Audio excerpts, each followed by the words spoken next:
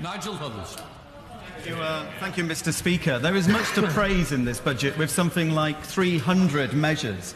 Many of them focus very clearly on the future, on the nation's potential and our creativity as a nation, including such things as AI, driverless cars, STEM skills base, and of course fibre broadband. Now, we are already one of the world's most advanced digital nations, and many measures in this budget will enable us to secure that digital leadership for many years to come.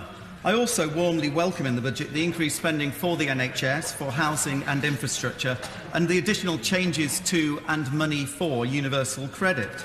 And of course, whenever the government is able to spend money, it is precisely because of the hard work and effort of the British people. There is no such thing as government money. It is taxpayers' money. And public debt is the same thing as deferred taxation. And we need to be very careful of that and never forget that. But we are slowly but surely putting the era of austerity behind us. And I hope very much that over the next few years we will be able to see further increases in spending on health, education, social care, police, our armed forces and so on, things that the British public say they want us to spend money on.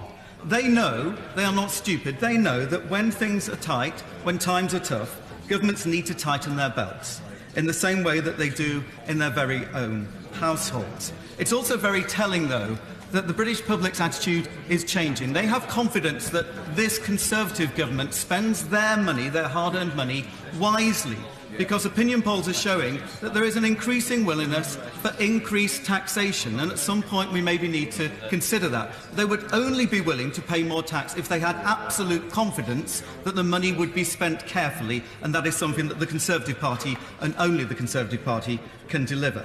We are, however, rightly and instinctively the party of low taxation. We will only dive into people's wallets when we have an absolute necessity to do so, and instead we would prefer, and we are, chasing after tax dodgers, closing loopholes, and also making sure that normal, hard-working families don't have to pay more tax. We are spreading the tax burden fairly. The tax gap is at an all-time low, corporation tax is increasing, and the top 1% of taxpayers, income taxpayers, are paying 28% of all taxation.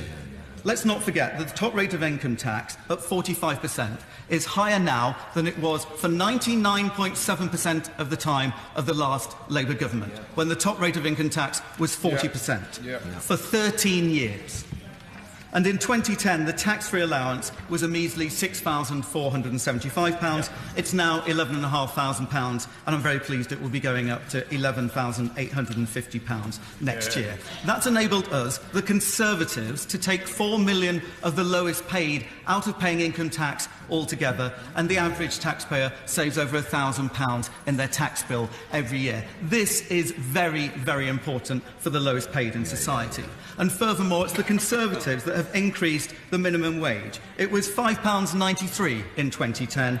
It's £7.50 today, the living wage, and both the living wage and the minimum wage have had inflation-busting increases in this budget. So while the opposition may talk about helping the least well-off in society, it's the Conservatives that act, and long may that continue.